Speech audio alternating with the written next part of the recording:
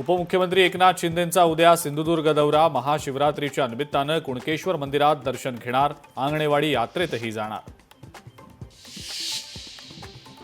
इतिहास संशोधक इंद्रजीत सावंत धमकी प्रकरणी प्रशांत कोरटकर असं नाव सांगणाऱ्या व्यक्तीविरोधात गुन्हा दाखल। महापुरुषांचा अवमान, जातीय तेढ निर्माण करणारी वक्तव्य आणि जीवे मारण्याची धमकी दिल्याबद्दल गुन्हा दाखल। कोल्हापूर जिल्हा परिषदेच्या वित्त विभागाची मोठी फसवणूक। अज्ञात व्यक्तीनं धनादेशावर खोटी स्वाक्षरी करून केली फसवणूक। 57,04,40,000 रुपयांची फसवणूक। इंदापूरचं ग्रामदैवत इंद्रेश्वर महादेवाच्या देवस्थानाच्या यात्रेला सुरुवात। यात्रेत ग्रामदैवताची आकर्षक रथातनं प्रदक्षिणा काढत मिरवणूक। मिरवणुकीत ग्रामस्थांनी केला हर हर महादेवचा जयघोष।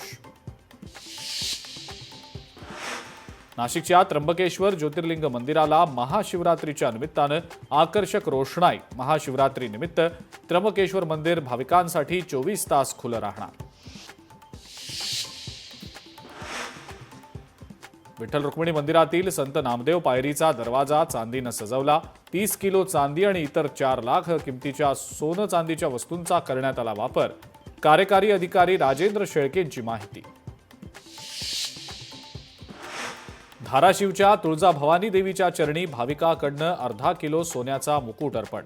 तुळजाभवानी मंदिर संस्थानतर्फे भाविकाला महावस्त्र देऊन सन्मान। पंढरपूरमध्ये उत्पादनात घट झाल्यानं द्राक्ष दरात दुपटीनं वाढ।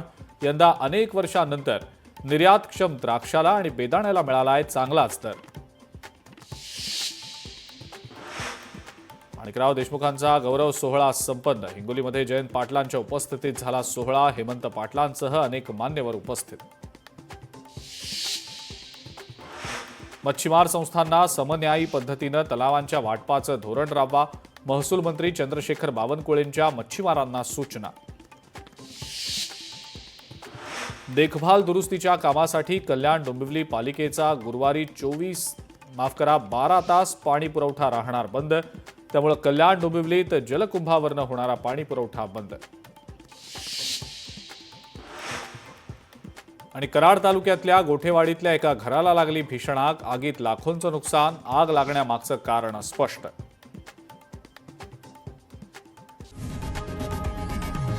लोकशाही मराठी ऐका, पहा, जागरूक रहा।